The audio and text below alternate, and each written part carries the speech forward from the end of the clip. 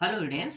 इस वीडियो में मैं आप लोगों को जो 5 नंबर 4 नंबर और जो 6 नंबर के प्रश्न है ना उसको मैं आपको बताने वाला हूँ। फिलहाल मैंने एक वीडियो के माध्यम से ये सारे प्रश्न मैंने बता दिया है और जो लोग उस वीडियो को देख चुके हैं उस वीडियो को पूरा देखिए। उसमें सारे प्रश्न हैं, लेकिन इसमें थोड़ा सा करेक्शन किया गया है।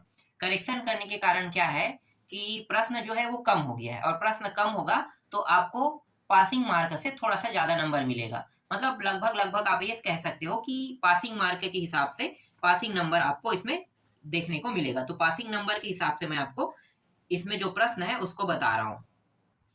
तो देखो, पहले मैं आपको 6 नंबर वाला प्रश्न बताने वाला हूँ ना। तो 6 नंबर वाले में ये जो प्रश्न है ये 2 नंबर की परिभाषा के रूप में आया भी था, है ना। 2022 के सेट में संचार से बचाव के 2 उपयोग लिखे। तो ये प्रश्न थोड़ा सा बड़ा करके 6 नंबर के हिसाब से भी आपको देखने को मिल सकता है। मैं इसे थोड़ा सा बड़ा कर लेता हूँ, ठीक है।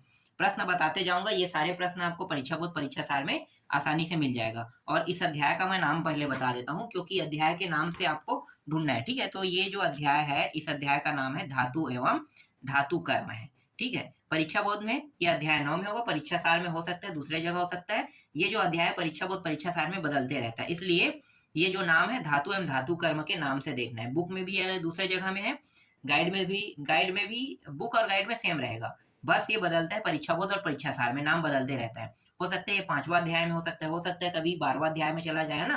तो ये पुराना परीक्षा बोध है, इसलिए नया वाले में बदलाव हो सकता है, ठीक है। तो आपको जो मैं प्रश्न बता रहा हूँ आपको इसी अध्याय में ढूंढना है, धातु एवं धातु कर्म वाले अध्याय में। तो चलो मैं आपको पूरा प्रश्न दिखा देता हूँ। 6 नंबर में कौन कौन सा देखने को मिल सकता है। 6 नंबर के हिसाब से ये वाला प्रश्न है। देखो, ये जो टॉपिक है संचार वाला और ये टॉपिक दोनों को जोड़ के 6 नंबर के बन सकता है ना। तो ये प्रश्न है, एक प्रश्न है ये, भर्जन किसे कहते हैं, इस प्रक्रिया के दौरान अयस्क में होने वाले परिवर्तनों को स्पष्ट कीजिए। 1 मिनट, आपको दिखाई नहीं दे रहा होगा, थोड़ा सा मैं इसे आगे कर लेता हूँ।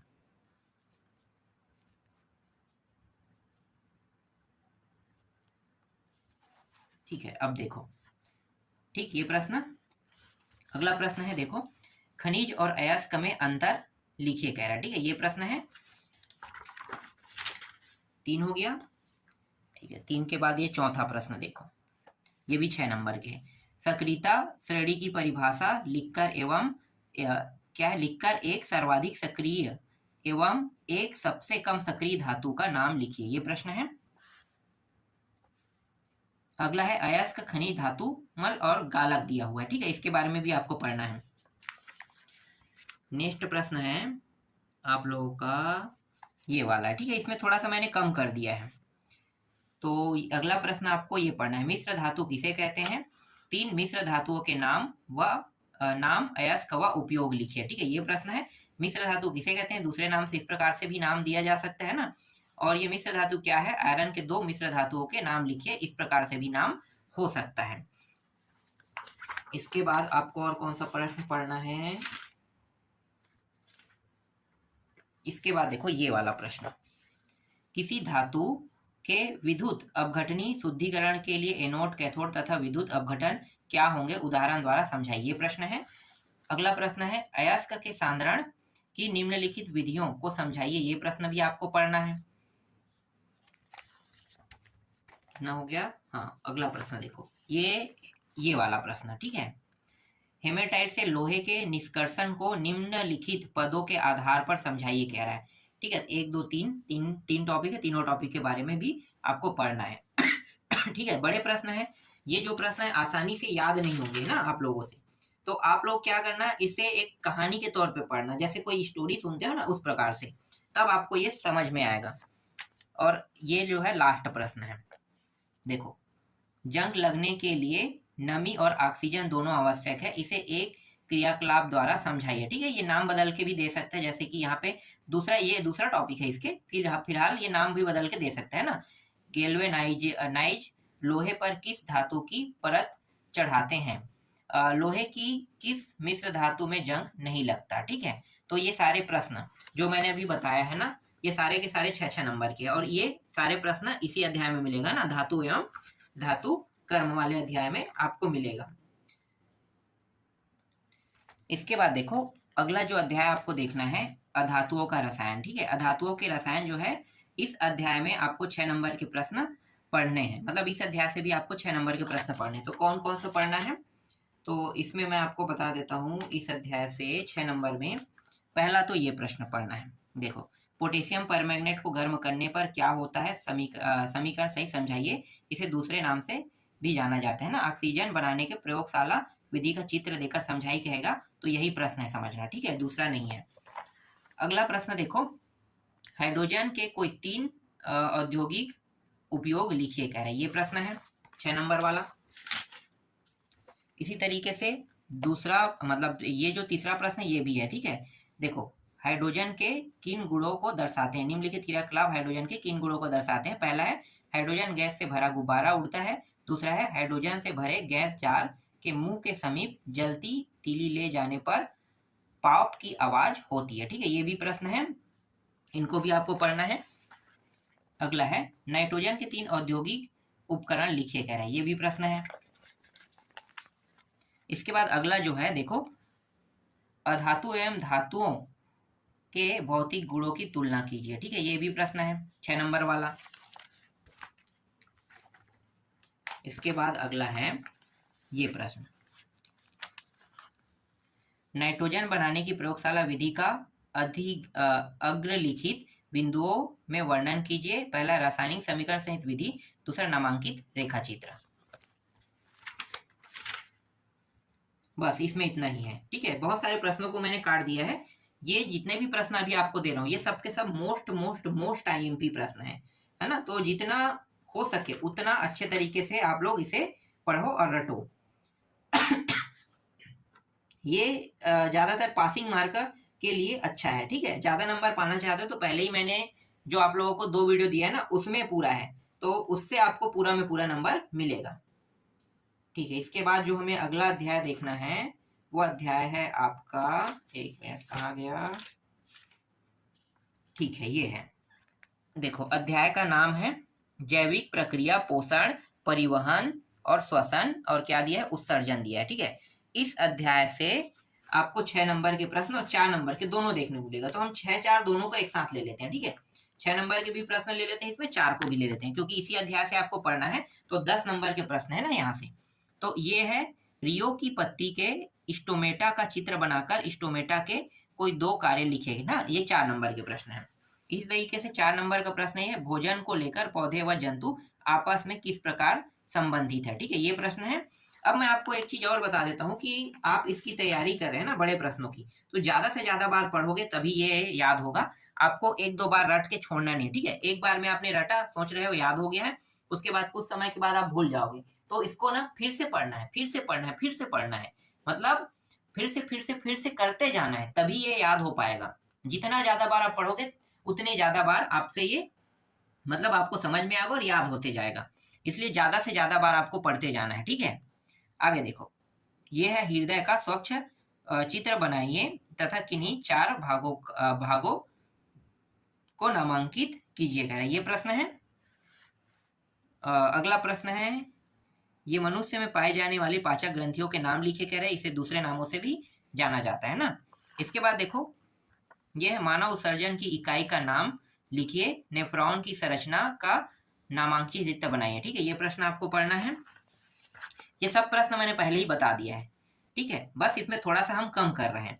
मनुष्य के उत्सर्जन तंत्र का नामांकित चित्र सहित वर्णन कीजिए, ये भी प्रश्न है। प्रकाश संश्लेषण की परिभाषा लिखकर प्रक्रिया का रासायनिक समीकरण लिखिए कह रहे हैं, ये प्रश्न है। देखो, स्वपोषी और विषमपोषी उदाहरण सहित समझाइए कह रहे हैं, ये भी प्रश्न है। इसके बाद ये 6 अंक है, अभी 4 अंक के प्रश्न हमने देखा ना, अब 6 अंक के प्रश्न देख लेते हैं। 6 में कुछ है और 4 के अभी और है ना। तो एक प्रश्न यहाँ पे 6 अंक में आ गया है। देखो, मनुष्य में मूत्र का निर्माण तथा उसका निष्कासन क्यों आवश्यक है। हाँ, एक चीज और बता दूं, जो 6 नंबर के प्रश्न है वो 4 में देखने को मिल सकता है, 4 नंबर के प्रश्न 6 नंबर में देखने को मिल सकता है। तो ये मत कहना कि भाई सर आपने 4 में बताया था 6 में आ गए, 6 में बताए तो 4 में आ गए, तो ये ऐसा हो सकता है ना। इसके बाद अगला प्रश्न ये है, अमाशय में सत्रावित HCl का कार्य बताइए, ठीक है, ये प्रश्न है। इसके बाद है ये जो प्रश्न है, ठीक है, देख लो, ये श्वास से संबंधित है ना, तो श्वासोच्छ्वास तथा श्वसन में कोई 4 अंतर लिखे कह रहा है, ठीक है, ये है 4 नंबर का। नेक्स्ट प्रश्न ये है, रुधिर क्या है? रुधिर कणिकाएं के नाम तथा कार्य लिखे। ये दूसरे नाम से भी आ सकता है इस प्रकार से। ये भी 4 नंबर का प्रश्न है। और इसमें अगला जो प्रश्न है ये है, देखो, मानव में रक्त के दोहरे परिसंचरण को समझाइए। ये प्रश्न है। नेक्स्ट प्रश्न है 6 नंबर में, प्रकाश संश्लेषण की क्रिया में ऑक्सीजन गैस निकलती है का निम्न बिंदुओं के अंतर्गत वर्णन कीजिए। ठीक है, ये प्रश्न। इसके बाद आपको कौन सा प्रश्न पढ़ना है? हाँ, सीरा और धमनी। ठीक है, ये है, सीरा धमनी से किस प्रकार अलग है? सीरा धमनी एवं सीरा के दो अंतर, मतलब ये अंतर जो रहेगा 6 नंबर या 4 नंबर में रहेगा, तो यहाँ पे मैंने 6 नंबर के रूप में दर्शा दिया इसे। इसके बाद और कौन सा प्रश्न है? हाँ, ये वाला, आक्सी और अनाक्सी में अंतर बताने वाला है ना। और ये अंतिम प्रश्न इस अध्याय का। देखो, मनुष्य के आहार नाल का सचित्र विवरण लिखे गए हैं, ये प्रश्न है। इसके बाद जो अगला अध्याय आपको देखना है वो अध्याय है नियंत्रण एवं समन्वयक। नियंत्रण एवं समन्वयक, तो ये मैं दिखा देता हूँ। देखो, अध्याय का नाम जैविक प्रक्रिया नियंत्रण एवं समन्वयक। ठीक है, ये है। तो इस अध्याय से भी 4 और 6 अंक के प्रश्न आने वाले हैं। तो 4 और 6 अंक के प्रश्न में कौन कौन सा पढ़ना है मैं आपको बता देता हूँ। देखो, एक प्रश्न ये है, पादप हार्मोन किसे कहते हैं? किन्हीं 2 पादप हार्मोन के नाम व उनके 2 कार्य लिखे। ये प्रश्न है। ये सारे प्रश्न आपको बहुत आसानी से मिल जाएंगे ना परीक्षा बोध परीक्षा सार में। इसके बाद जो अगला प्रश्न है, देखो, ये है, प्रतिवर्ती क्रिया क्या है? एक उदाहरण द्वारा समझाइए। ये प्रश्न आपको पढ़ने हैं। इसके बाद ये वाला प्रश्न देखो, एक तंत्रिका कोशिका की संरचना बनाइए तथा इसके कार्यों का वर्णन करें। ठीक है, ये प्रश्न। और अगला प्रश्न जो है, इसमें ज्यादा नहीं है, कम पढ़ना है आपको। ठीक है, शुरू वाले जो है उसमें ज्यादा था। और ये अगला प्रश्न देखो, मानव मस्तिष्क के विभिन्न भागों का वर्णन चित्र तथा कार्य सहित कीजिए कह रहे हैं। बस इतने ही प्रश्न इसमें पढ़ना है इस अध्याय में। ठीक है, इसके बाद अगला अध्याय देख लेते हैं। जो अगला अध्याय है वो है प्रजनन वृद्धि परिवर्धन, है ना। तो ये जो है मुझे मिलेगा यहाँ पे। ठीक है, देखो, ये जो अध्याय है इसका नाम मैं दिखा देता हूँ।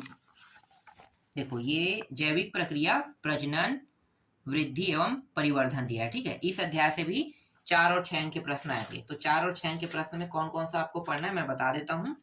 3 अध्याय मिला के 10 नंबर के प्रश्न आएगा। ठीक है, तो ये जो अभी मैंने बताया ना 4 और 6 नंबर, 4 और 6 के, तो ये 3 अध्याय मिला के आएगा। ठीक है, तो जो जो अध्याय से प्रश्न बनेंगे उनको मैं बता रहा हूँ। तो पुष्प का चित्र बनाकर उसके नर और मादा जनन अंगों को दर्शाइए कह रही। ये प्रश्न आपको पढ़ना है।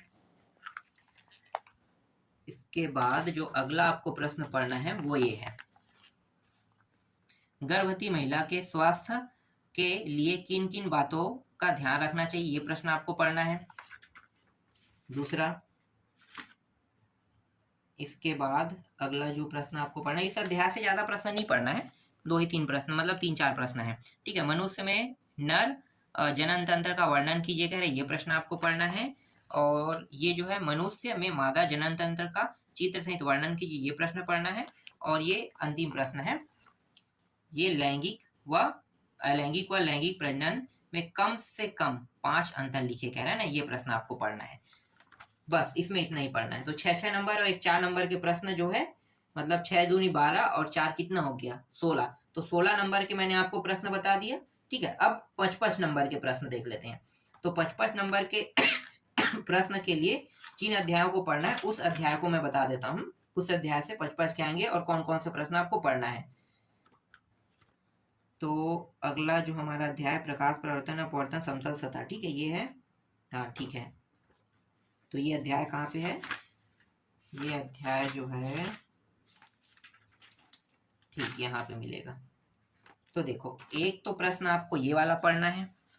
ठीक है, देख लो, परावर्तन के नियम, ये छोटा सा है, परावर्तन अपवर्तन जोड़ के दे सकता है। ठीक है, तो ये हो गया, परावर्तन अपवर्तन करके जोड़ के दे देगा। 5 नंबर का प्रश्न है ये, अपवर्तन के नियम। ठीक है, दोनों को जोड़ के दे सकता है या थोड़ा सा उसमें परिभाषा भी ऐड कर सकता है। ठीक है, अगला जो प्रश्न है ये है, पूर्ण आर्थिक परावर्तन क्या है, इसके लिए क्या आवश्यक है, ये प्रश्न है, इसको आपको पढ़ना है। इसके बाद अगला प्रश्न ये है, देखो अपवर्तनांक किसे कहते हैं, इसका सूत्र लिखिए, है ना। अब दिया हुआ है, दोनों को पढ़ना है। इसके बाद अगला जो प्रश्न आपको पढ़ना है 5 नंबर में, ये वाला है। जब किसी खाली परख नली को पानी से भरे बीकर में तिरछा रखा जाता है तो उसका सतह चांदी के समान चमकदार दिखाई देता है, क्यों? चित्र सहित समझाइए, प्रश्न है। इसके बाद इस अध्याय से और कौन सा प्रश्न पढ़ना है? हाँ, ये वाला, ठीक है, ये देख लो। ये तालाब में स्थित मछली वही नहीं होती जहां दिखाई देती है, क्यों? और ये दूसरा है, पानी के बुलबुला चमकता दिखाई देता है ना, ये प्रश्न हो गया। और ये मरीचिका से संबंधित, रेगिस्तान मरीचिका एवं भ्रम क्यों होता है, ठीक है, ये प्रश्न भी बहुत महत्वपूर्ण है। इसके अलावा इस अध्याय से और कौन सा पढ़ना है? बस इस अध्याय में बस इतना ही प्रश्न पढ़ना है, ठीक है। ज्यादा प्रश्न नहीं दे रहा हूं मैं, बहुत सारे प्रश्नों को इसमें काट दिया हूं, ठीक है। आपको ज्यादा नहीं पढ़ना है, कम पढ़ना है। इसके बाद जो अगला अध्याय है उसको मैं आपको बता देता हूं, ठीक है। देखो इस अध्याय को आपको पढ़ना है, प्रकाश परावर्तन एवं तथा अपवर्तन गोली सतह से, ठीक है, इसको पढ़ना है। तो इस अध्याय से आपको 5 नंबर के लिए कौन कौन से प्रश्न पढ़ना है मैं बता देता हूं। एक तो ये है, देखो गोली दर्पण की वक्रता, त्रिज्या तथा फोकस दूरी में संबंध लिखे गए, ये प्रश्न आपको पढ़ना है। दूसरा प्रश्न आपको पढ़ना है लेंस की क्षमता, ठीक है, देख लो लेंस की क्षमता क्या है, इसकी इकाई लिखे, ठीक है, ये प्रश्न है, इसको देख लेना है आपको। इसके अलावा 5 नंबर में ये वाला, ठीक है, देखो गोली दर्पण किसे कहते हैं, इसके प्रकाश लिखे, दर्पण की फोकस दूरी को परिभाषित कीजिए, ठीक है। तो ये अब इसी प्रकार से आएगा, अब दोनों मिला के आएगा ना। तो ये जो 5 नंबर के प्रश्न बता रहा हूँ इसमें अब करके आएगा, डायरेक्ट एक प्रश्न आपको बहुत कम चांस है देखने को मिले। तो 3-3 नंबर के 2 प्रश्नों को जोड़ के ये बना सकता है, तो 5 नंबर के प्रश्न बन जाएगा, 2.5 करके 5 बना देगा ये। इसके बाद आपको अगला जो प्रश्न मतलब पढ़ना है वो मैं बता देता हूँ। देखो गणितीय प्रश्न भी देख लेना, तो ये गणितीय प्रश्न में इसको देख लेना, ठीक है। इसके बाद जो 5 नंबर के प्रश्न इसमें देखो, ये प्रकाशिक तंतु और दूरदर्शी के बारे में आपको परिभाषा लिखना, सब चीज बताना है, ठीक है, ये प्रश्न देख लेना। और कौन सा प्रश्न है इस अध्याय से है, तो मैंने बहुत सारा बताया, लेकिन बहुत सारे प्रश्नों को मैंने काट भी दिया है ना। हाँ, अगला प्रश्न ये है, गोली अवतल दर्पण की वक्रता, त्रिज्या r एवं फोकस दूरी में संबंध स्थापित कीजिए, है ना, ये प्रश्न है। और अंतिम प्रश्न आपका ये वाला है, अवतल दर्पण द्वारा प्रतिबिंब बनने के आधार पर निम्न सारणी को पूर्ण कीजिएगा, ये प्रश्न है, ठीक है। तो ये 5 नंबर वाला जो है एक और कंप्लीट हो गया, एक अध्याय। इसके बाद 5 नंबर में मैं अगला जो अध्याय आपको बताने वाला हूँ वो अध्याय है, देखो ये अध्याय आपको पढ़ना है, विद्युत धारा एवं परिपथ। तो विद्युत धारा एवं परिपथ वाले अध्याय में ये प्रश्न मिलेंगे। तो चलो मैं बताता हूँ कौन कौन से प्रश्न आपको पढ़ना है। तो इस अध्याय से 5 नंबर के लिए जो प्रश्न पढ़ने हैं, कहाँ गया, ठीक, ये रहा। देखो ये प्रश्न आपको पढ़ना है, विद्युत उपकरण के सुरक्षित उपयोग हेतु 3 सावधानियां लिखे, है ना, और ये दिष्ट धारा में कोई 2 अंतर लिखे, ये प्रश्न है। इसके अलावा जो अगला प्रश्न है वो ये है, ओम के नियम को अपने शब्दों में लिखिए और V तथा I के बीच ग्राफ खींचकर दोनों के संबंध स्थापित कीजिए, ये प्रश्न आपको पढ़ना है।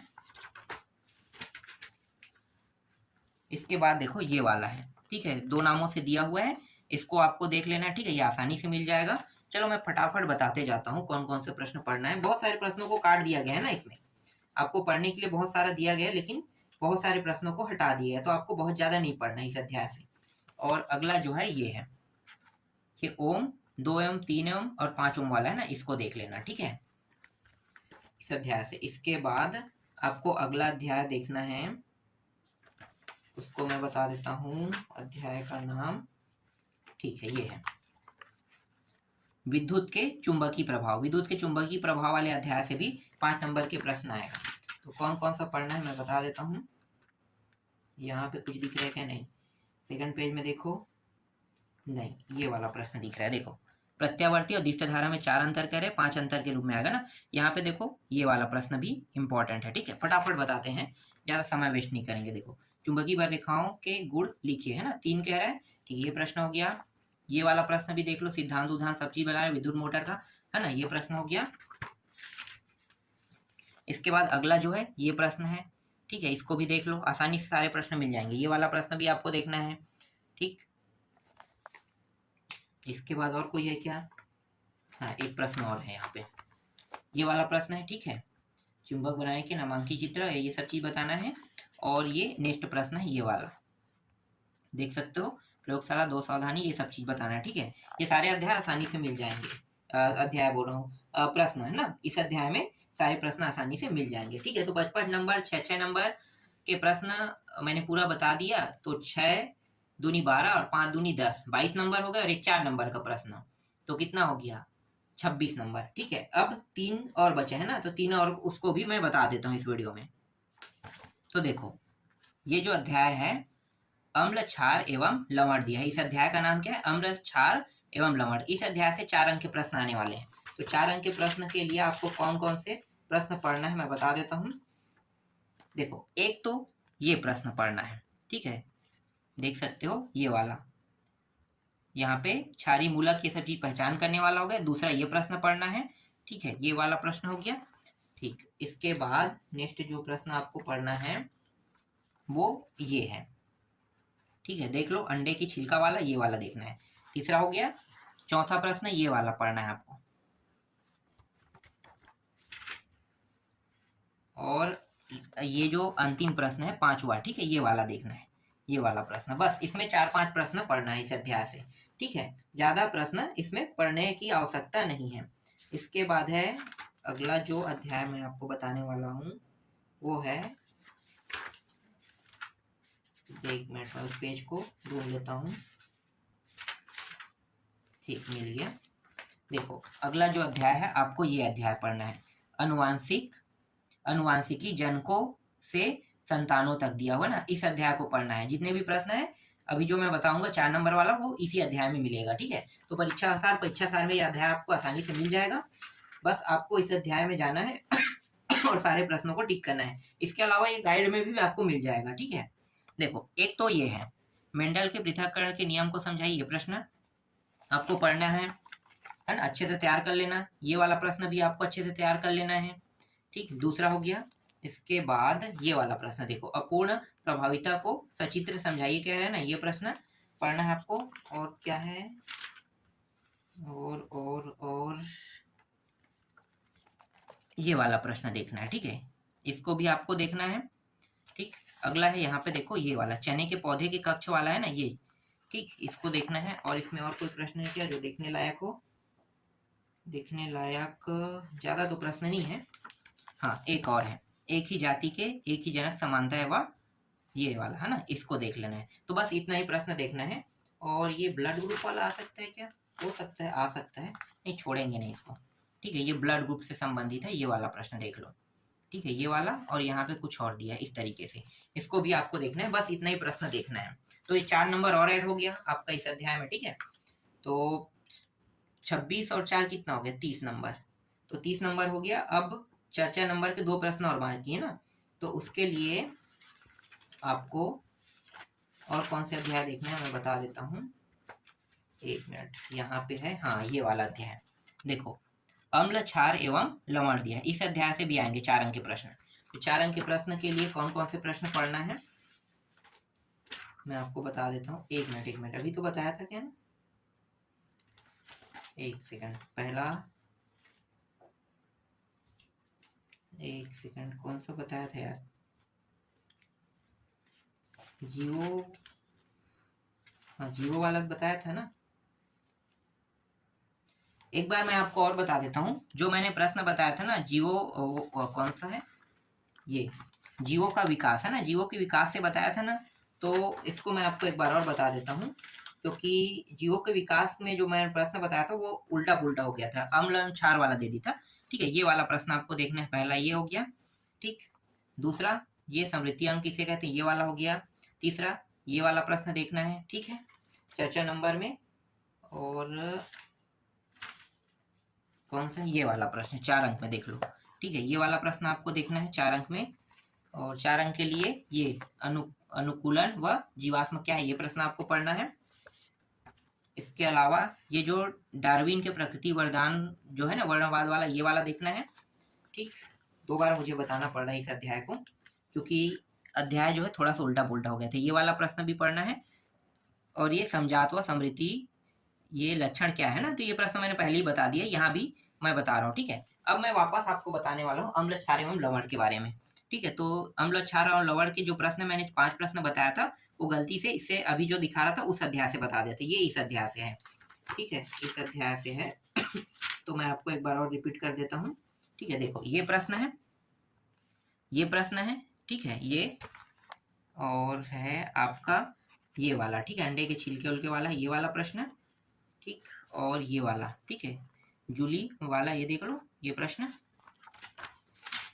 और एक अंतिम प्रश्न था ये, ठीक है, गलती से दूसरे अध्याय में मैंने बता दिया था ये, ठीक है, ये अध्याय मिल गया आपको, ठीक। इसके बाद है